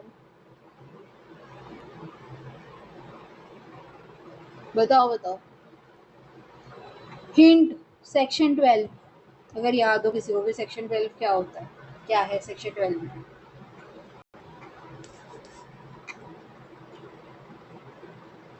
In accordance with section 12, place of supply of insurance services shall to a registered person है be the location of such person, उस person की location अगर वो registered person है तो.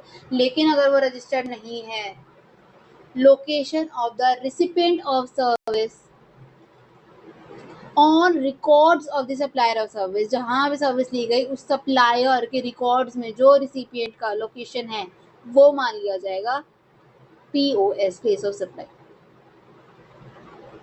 अनरजिस्टर्ड पर्सन को दिया गया लोकेशन क्या माना जाएगा, recipient of service on records of the supplier of insurance service in the place of supply, is a place of supply. अब यहाँ पर क्या है, सप्लाई किससे लिया है उसने, travel insurance done in Pune. Papan from Faridabad travels by Air India flight from Pune to Delhi and gets his travel insurance done in Pune. What is the place of supply of the insurance? अभी उन्हें confusion है, आपको ये नहीं पता चलेगा कि उसने सर्विस कहाँ से ली है. बताओ. चलो दिल्ली हट गया, आपको दिल्ली तो समझ में आ गया होगा, दिल्ली नहीं है, आपको पुणे और फरीदाबाद में डिफरेंट मोन लग रहा होगा कि भाई पुणे है ये फरीदाबाद है, क्या है बताओ. ढंग से पढ़ो क्या बोला. Unregistered person mister Pappan from Faridabad travels, from Faridabad travels. Faridabad travels जो है वो कंपनी का नाम है, या फ्रॉम फरीदाबाद लिख रखा है. Travels by Air India flight Pune से दिल्ली गया और उसने अपना ट्रैवल इंश्योरेंस कराया पुणे में. अब बता दो अब तो थोड़ा बहुत समझ में आ गया होगा कि वो नाम नहीं है फरीदाबाद ट्रेवल्स, वो है पप्पन फ्रॉम फरीदाबाद, जिसने ट्रैवल इंश्योरेंस कराया है पुणे से। अब बताओ कि उसका रिकॉर्ड्स में क्या होगा, service place of service, Pune या फरीदाबाद? पुणे में तो कराया है, वो बोलेगा तो यही ना कि मैं फरीदाबाद में रहता हूँ, हरियाणा में रहता हूँ मैं, तो ये बोलेगा ना। तो Faridabad is a place of supply, from Faridabad, Faridabad से है वो। ठीक है, देखो, as per section 12, the place of supply of insurance service shall be the registered person and the location of the registered person, जहाँ भी वो है। बाकी unregistered the location of the recipient on the records of supplier of the insurance service, insurance service वाले ने जो records में लिखा होगा लोकेशन वहाँ का। रिसिपिएंट कहाँ है, पप्पर, अनरजिस्टर्ड पर्सन है। एड्रेस ऑन रिकॉर्ड क्या है, Faridabad. Supplier insurance company at Pune, Pune का कौन है, इंश्योरेंस कंपनी पुणे की। कंक्लूजन, प्लेस ऑफ सप्लाई क्या हो जाएगी, फरीदाबाद, लोकेशन ऑफ पप्पर on supplier. Student get confuse by the flight route Pune to Delhi and sealed Pune और दिल्ली। ठीक है, और दिल्ली तो नहीं, पुणे पे ही करोगे, मेरे को लग रहा है, शक तो उसी पे आ रहा है। तो पुणे नहीं है, क्या है, फरीदाबाद है। एक और बारी, मुझे तसल्ली सी नहीं हुई। देखो, unregistered person mister Papan from Faridabad travels by Air India flight from Pune to Delhi, और उसने एक ट्रैवल इंश्योरेंस से अपना जो पुणे में जो है क्या करा लिया, इंश्योरेंस करा लिया।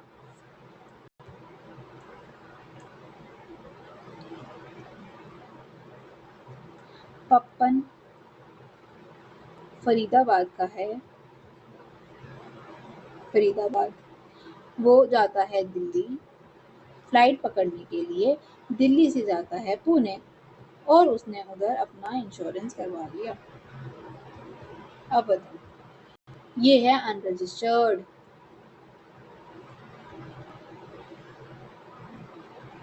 रजिस्टर्ड पर्सन होता तो लोकेशन ऑफ सच पर्सन होता, अनरजिस्टर्ड है तो उसने अपना बिल पे क्या लिखवाया होगा यार,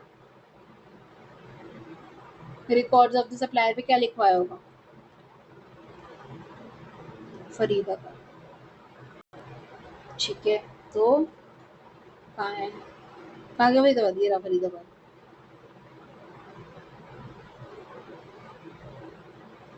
वो ये बोलेगा मैं पुणे का हूँ, ये बोलेगा मैं पुणे का हूँ, नहीं ना। इंश्योरेंस करा रहा है, किस चीज़ का इंश्योरेंस करा रहा है, ट्रैवल इंश्योरेंस करा रहा है वैसे, तो झूठ तो कतई ना बोले, इसलिए। और झूठ तो इसमें मतलब खैर आएगा ही नहीं पेपर में, तो मतलब क्या ही झूठ क्या बोलेगा वो, मतलब ऐसा कुछ तो सिनेरियो आएगा नहीं आपके पास। ठीक है, तो क्या बोलेंगे हम, Faridabad is a place of supply. ठीक है, चलो नेक्स्ट। अल्टरनेटिव वाला, GST paper and advance received in the supply of, oh my god, goods and service except under forward charge, do you agree with the statement, support your answer the legal provision.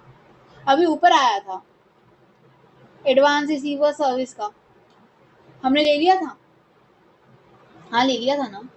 But advance received on supply of goods taxable under forward charge नहीं होता, नहीं लेते। क्यों,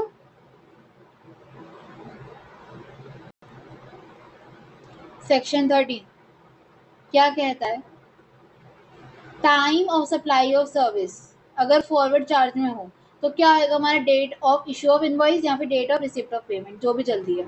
अगर जो issue हमने कर रखा है, अगर हमने टाइमली इशू कर दिया, टाइमली इशू यानी 30 दिन के अंदर इशू कर दिया, और बैंक और इंश्योरेंस तो 45 डेज में, तो हमारी डेट ऑफ इनवॉइस या फिर क्या आता है, date of payment, whichever is earlier, ये आता है। और अगर इशू हमने टाइम पे नहीं किया तो हम डेट ऑफ इनवॉइस की जगह क्या ले लेते हैं कि जब हमने सर्विस ली हो, date of provision of service और date of receipt of the payment, whichever is earlier. अगर इनवॉइस जो है वो 30 दिन के अंदर इशू नहीं किया गया, 45 डेज के अंदर इशू नहीं किया गया। ठीक है, ये मानते हैं। तो इसीलिए जो सप्लायर्स रिसीव जो है any payment before the provision of service और बिफोर द इंश्योरेंस, हम उसको मान लेते हैं। लेकिन यहीं पे अगर हम बोले किसका, गुड्स का, अगर हम बोले गुड्स का, तो गुड्स का क्या होता है? गुड्स में हम लेते हैं कि जब गुड्स हमें मिले।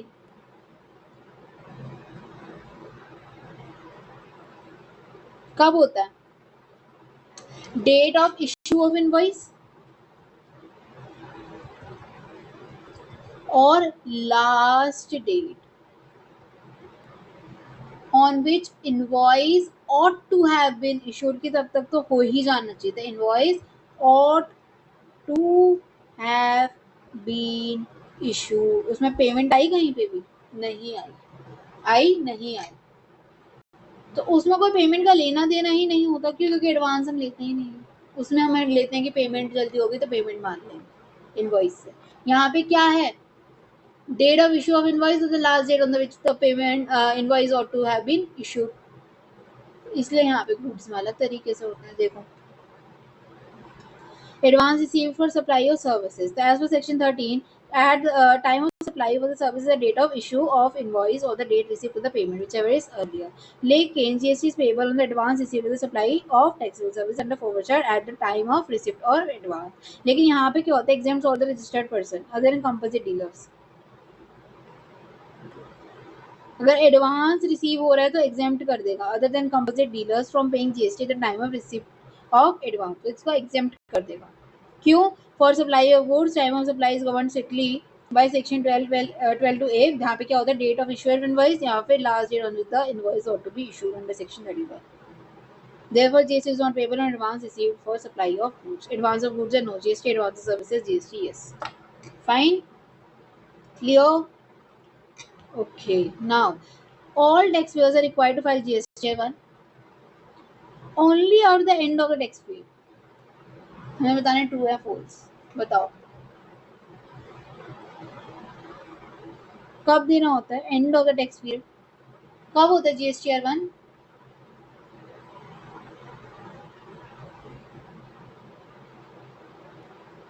बताओ।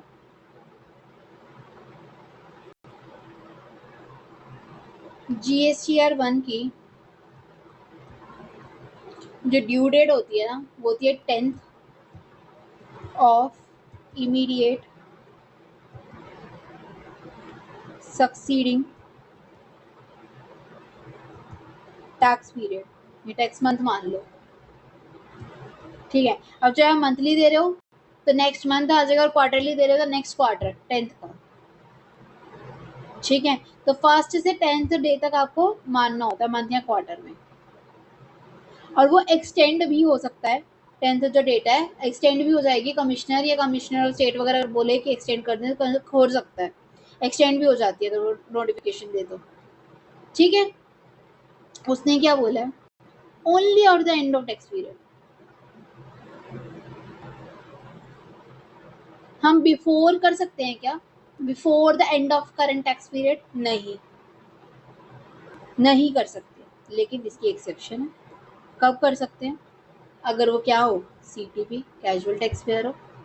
कैजुअल टैक्स पेयर है, उसका बिजनेस खत्म हो गया भाई, मतलब बिजनेस और नहीं करना, उसको मन भर गया, क्लोजर ऑफ देयर बिजनेस, कर सकते हैं, हाँ कर सकते हैं। नॉर्मली है जीएसटी, नॉर्मल टैक्स पेयर है, लेकिन उससे कैंसिलेशन कराना है, क्या तब भर सकता है? हाँ भर सकता है। जिसने कैंसिलेशन और रजिस्ट्रेशन के लिए अप्लाई कर रखा है तो उसको तो जीएसटी 1 फॉर्म भरना पड़ेगा। तो हम क्या बोलेंगे? फॉल्स है ट्रू है? क्या बोलेंगे?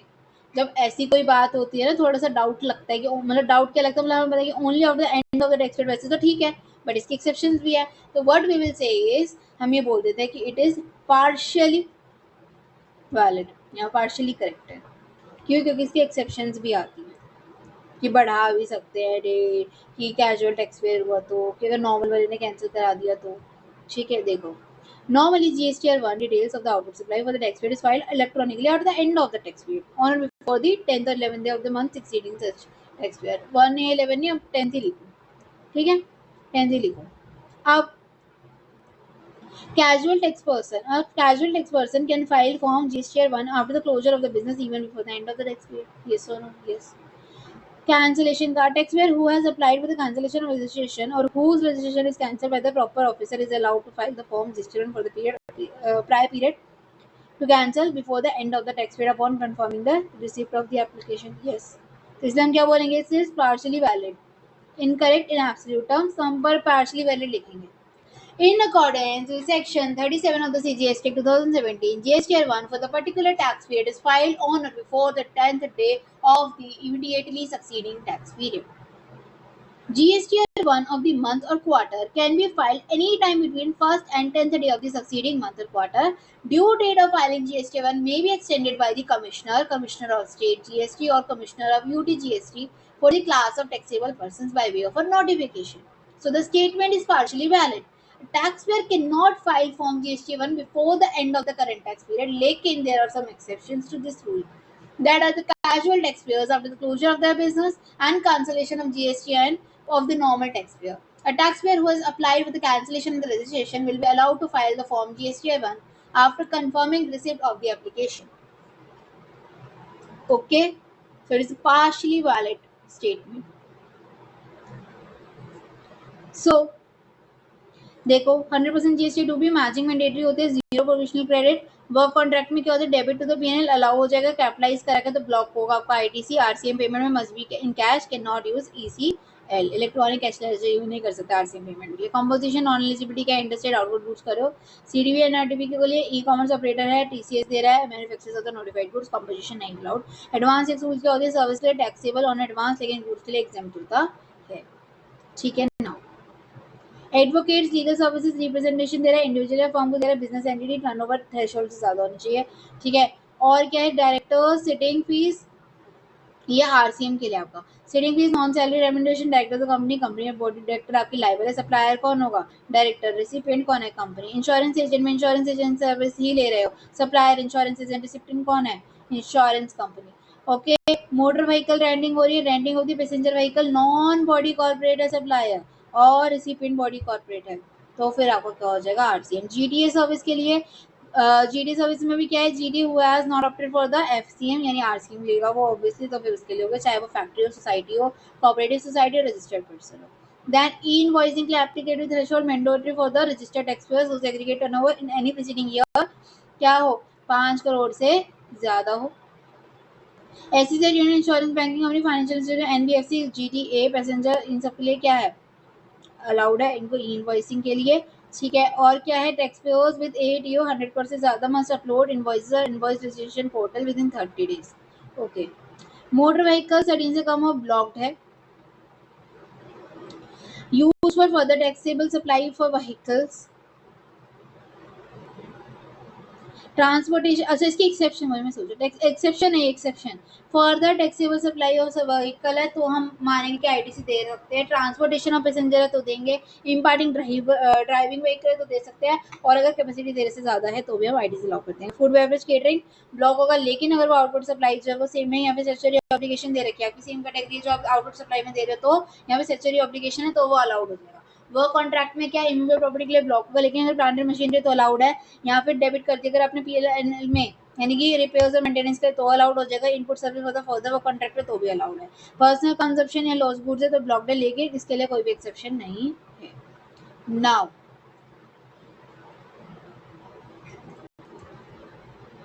हाँ, ये आरडब्ल्यू की एग्जाम्पशन की थी 7500 वाली. ठीक है. एडवांस टैक्स ये तो हो गया. गुड्स और सर्विसेज के लिए कंपनसेशन स्कीम का कट ऑफ 1.5 लाख 1.5 करोड़. इसके लिए स्पेशल कैटेगरी स्टेट से तो 75 लाख. सर्विस वाला 50 lakh. Compensation on eligibility okay in सब के लिए है. कंपल्सरी रजिस्ट्रेशन इंटरस्टेट सप्लाई हो रही है, सीटीपी एनआरटीपी ईसीओ के लिए जो टीसीएस काटेगा उसके लिए person liable under RCF. Agent supplying taxable goods EV cancellation 24 hours में हो जाएगा. फाइनल रिटर्न क्या होती है, 3 months of the cancellation date या cancellation order whichever is later. Earlier मत कर देना. Place of supply registered person, location of the registered person, अगर unregistered address on the record supplier. ठीक है. Code exact section numbers okay. Notification number, draw clear working notes, always state explicit reasons for the trading item, exempt non supply, block credit, clear reasons लिखना very very important.